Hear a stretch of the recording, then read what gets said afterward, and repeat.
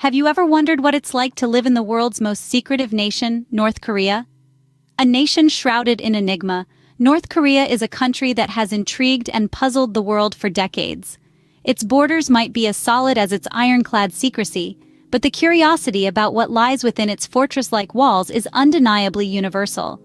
The Hermit Kingdom, as it's often referred to, is a place where information is as tightly controlled as the populace. The flow of knowledge to the outside world is as scarce as a desert's rainfall, maintaining an air of mystery that is as thick as fog on a winter's morning. Strict rules govern every aspect of life, creating a society that operates in a way that is often incomprehensible to the outside world. Today, we delve into the life of an average North Korean, from birth to death. Let's journey together into the heart of this enigmatic land and unravel the threads of its mysterious tapestry. Life in North Korea starts with a strict system, right from birth. From the moment of arrival in the world, a North Korean child is under the watchful eye of the state. Childbirth is a regimented process, with compulsory hospital births being the norm. Home births are not an option, as the state insists on maintaining control and supervision over this critical life event. One of the first decisions parents make, choosing a name for their newborn, is also heavily influenced by the state. North Korea has a restricted list of 3,000 names that parents can choose from. Any deviation from this list is not permitted, ensuring that every name aligns with the state's ideology and values. After birth, the child's journey into the North Korean system continues with early childhood education, which begins at home. Parents are the first teachers, instilling in their children the principles and values of the state. Stories of the great leaders, Kim Il-sung and Kim Jong-il, are woven into the fabric of everyday life. The reverence for the great leaders is not just reserved for story time.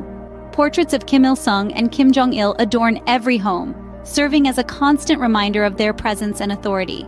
Children are taught to respect these portraits from a young age, understanding their symbolic significance as representations of the state's power and control.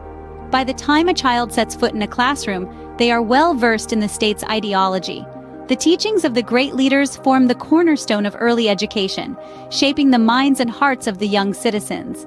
This early indoctrination ensures that the state's influence permeates every aspect of life, from the personal to the public.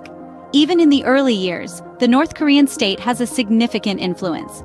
From birth to preschool, every stage of a child's life is meticulously orchestrated by the state, setting the stage for a lifetime under the watchful eye of the North Korean regime. As North Korean children grow, they enter a rigid educational system. In the Democratic People's Republic of Korea, education isn't just a privilege, it's a requirement.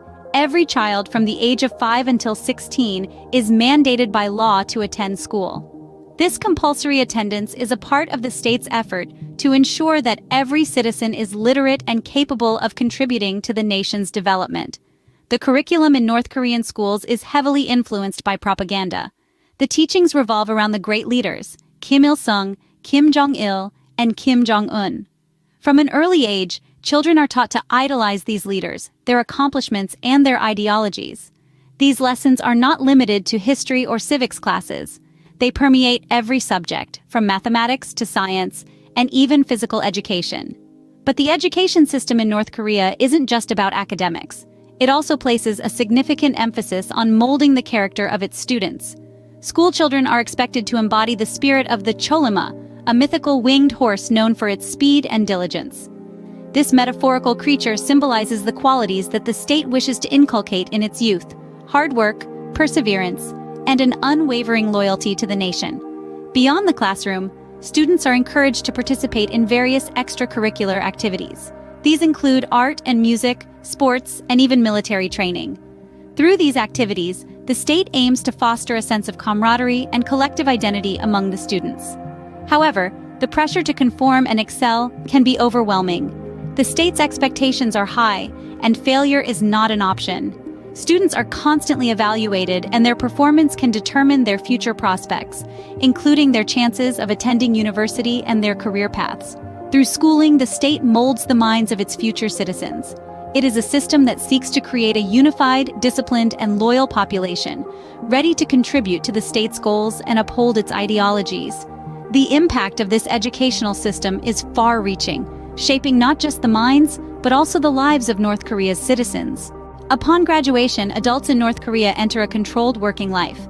The state's influence is pervasive, extending from the classroom into the realm of employment. In North Korea, jobs aren't a matter of personal choice or preference. They are assigned by the government based on the country's needs and the individual's skills and qualifications. This working life begins with mandatory military service. Every able-bodied male is required to serve in the military for 10 years, while women serve for 7. This period of service is viewed as a rite of passage and a duty to the country. It's also a time for further education and training, equipping individuals with skills they'll use in their assigned careers. Once their military service is complete, North Koreans are placed into jobs that range from farming to factory work, from teaching to technology development. The state decides where you work, what you do, and even how much you earn. It's a system designed to meet the collective needs of the country, but it leaves little room for personal ambition or entrepreneurial spirit. Parallel to this working life, there are societal expectations for women to marry and have children. In North Korea, marriage is seen as a societal duty, and having children is strongly encouraged. Women are often expected to balance their work responsibilities with their roles as wives and mothers. The state's influence is seen here too, with families typically having 2 children, in line with the country's population control policies. In this society, the concept of work-life balance takes on a different meaning. Work and life are intertwined, both shaped by the state's rules and regulations. It's a lifestyle that is vastly different from what many of us are accustomed to, where personal choice and individual freedom play a significant role in determining our career paths and family lives. In work and family, the state's control is ever present. The rules of life in North Korea are complex and all-encompassing, shaping every aspect of an individual's working life and family structure. It's a unique system, one that continues to intrigue and mystify the world. Even in old age and death, North Koreans are under the state's watchful eye. In North Korea, reaching old age doesn't mean retirement in the way many of us might imagine. Instead, the elderly are expected to continue contributing to society in any way they can. This might mean helping with local farming or assisting with childcare for working families. It's a life of constant activity, with the state ensuring that everyone, regardless of age, has a role to play. The state's involvement doesn't end there. It extends even into the twilight years of a person's life, with the government providing what can be best described as a social safety net for the elderly. This includes access to state-run elderly homes, although these are far from the norm. For most, the responsibility of caring for the elderly falls on the family, a task they undertake with grace and dedication, given the deep-rooted respect for elders in Korean culture. And then, we come to the end of the line, the inevitable conclusion of life, death.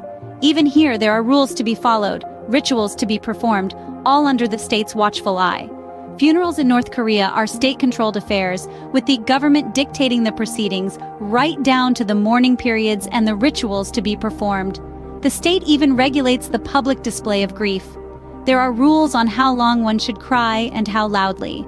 It's a tightly choreographed performance of sorrow, a testament to the state's control over the most private aspects of its citizens' lives. In North Korea, the state's presence is felt from the moment a person is born, right up to the moment they leave this world. It's a constant, unyielding presence, a reminder of the government's omnipresence in the lives of its people. From the cradle to the grave, the North Korean state maintains a tight grip. So, what can we take away from this glimpse into life in North Korea? From the moment of birth through the innocence of childhood, every step of a North Korean's journey is under the watchful eye of the state. The education system, far from being a sanctuary of learning, is a platform for indoctrination, shaping young minds to toe the official line. The world of work and family life isn't spared either. Here, the state's influence is pervasive, dictating not just what you do, but also who you are. Even in the twilight of one's life, the reach of the state doesn't wane. It continues to control, to regulate, and to dictate, leaving no room for individual autonomy. It's a life lived within a framework of strict rules, where every turn is marked by regulations. Life in North Korea is a journey marked by strict rules and regulations at every turn, a testament to the power of the state.